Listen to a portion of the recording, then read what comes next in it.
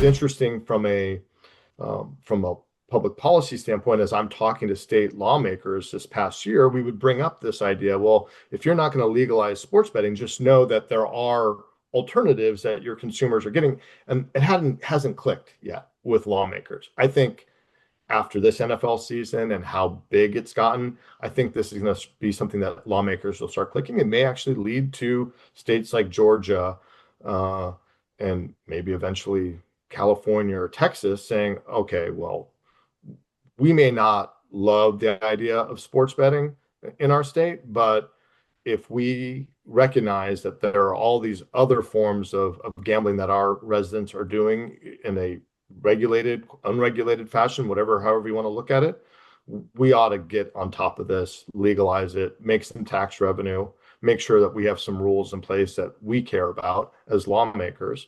And I think we probably are going to see a change going into next legislative season where this is going to be a talking point that lawmakers are actually going to make. You're going to hear in a committee hearing a lawmaker say, well, I was just on my phone and I was on this Kalshi app and I was able to bet on who was going to win the Super Bowl. How is that different than, if we legalize sports betting here in Georgia? So I'm certain of it.